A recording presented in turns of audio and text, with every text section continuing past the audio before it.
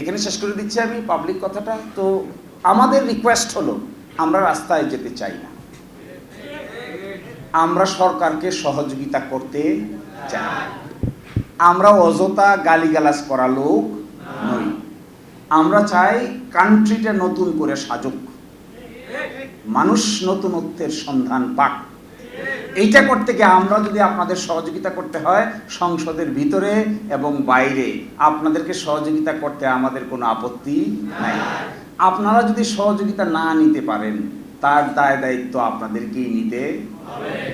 আপনারা যদি সংসদে গিয়ে বেমালুম সব ভুলে যান তা আমরা কতবার স্মরণ করাই দেব। বিশেষ প্রাণী আছে, একদিন খোঁচা দিলে কয়েকদিন পরে হাসে।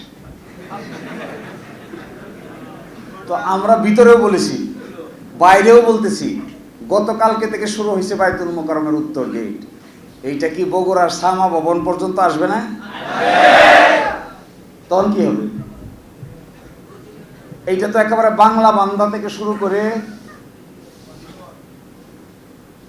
হিলি থেকে শুরু করে একেবারে তামাবিল পর্যন্ত যখন একসাথে হবে, তখন যদি আপনাদের হুঁশ ফিরে, তখন বিশেষ প্রাণীর মতো হুঁশ ফিরতে পারে, তখন কিন্তু ঢুস দেওয়ার আর কোনো রাস্তা খুঁজে পাবে না।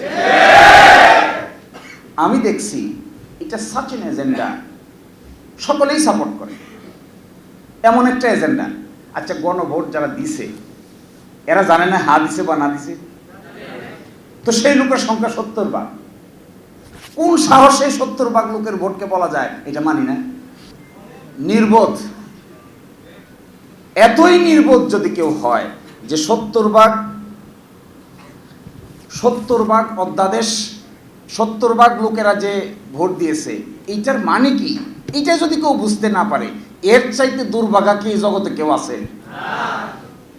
আশ্চর্য বিষয়। আমি খুব অবাক হয়েছি, কত কষ্ট করলাম আমরা অন্তর্বর্তীকালীন সরকারের সময় যে দেশে নতুন নতুন কিছু হোক। নতুন কয়েকটা কাজ হয়েছে, এগুলো বাদ। কি কাজ হয়েছে জানেন? একটা হয়েছিল গুম প্রতিরোধ ও প্রতিকার অধ্যাদেশ। তো গুম প্রতিকার অধ্যাদেশ বাদ, তো কি গুম করবেন আপনারা? গুম করতে চান? সেকেন্ড বাদ কি? দুর্নীতি দমন কমিশনের সংশোধন অধ্যাদেশ, এটাও বাদ।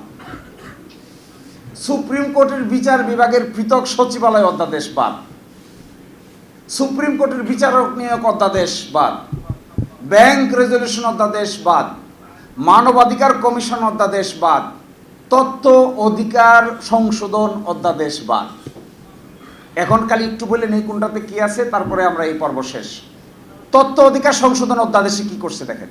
তথ্য অধিকার সংশোধন অধ্যাদেশে সরকার একটা আইন করলো যে যত সরকারি, বেসরকারি, আধা সরকারি প্রতিষ্ঠান আছে সবাই নিজ নিজ ওয়েবসাইটে তাদের বাৎসরিক অডিট রিপোর্ট প্রকাশ করবে।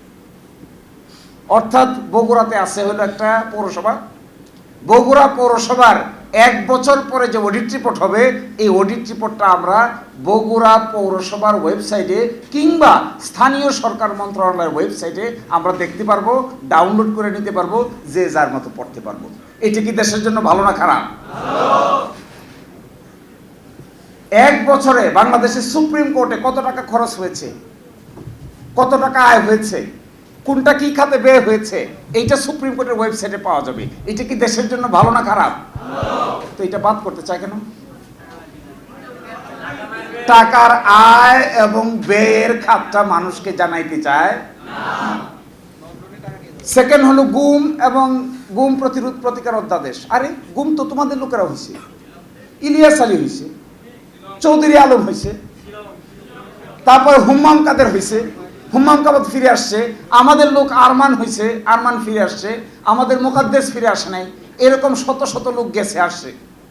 এটা যদি হয় তাহলে গুম কমিশন অধ্যাদেশ বাতিল করতে হবে কেন? এটা থাকলে কারো কি কোনো অসুবিধা হওয়ার কথা?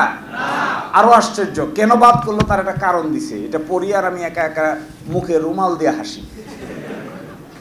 সাইডে দিছে যে গুম নামক অপরাধটার সাথে সরকারের সংবেদনশীল আইন শৃঙ্খলা বাহিনীর সদস্যরা জড়িত থাকতে পারে, এই জন্য এটা বাদ।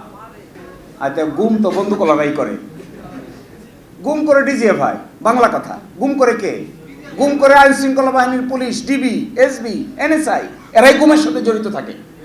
এরাই গুমের সাথে যদি জড়িত থাকে আর এই আইনে এদেরকে যদি ধরা না যায়, তাহলে গুম কি এই দেশ থেকে বন্ধ করা সম্ভব হবে?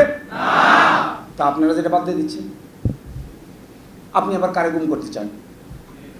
নাকি নিজেই গুম হয়ে যাবেন? বিচারপতি নিয়োগ অধ্যাদেশ বাতিল। হায় খবরদার! বিচারপতি থেকে নিজের মতো করে বিচার নিয়োগ দিবেন? আয়ুব আলী, কুতুব আলী, কে কোন দল করে, কার বাড়ি কই, কার ঘর কই, খুঁজে বাইর করে, কার সন্তান কি, কে কোন দলের, কে কোন সময় অমুক দল করতো, কে অমুক দল করতো। এইভাবে কি বিচারক নিয়োগ দেওয়া সম্ভব? এইভাবে বিচারক নিয়োগ দিয়েছে দেখেই তো এই দেশের মানুষ বিগত 17 বছরে যা ফেস করেছে তার জবাব দিয়েছে হলো 5ই আগস্ট। তা আবার সেখানে যেই লাও, কেমন কথা হইল?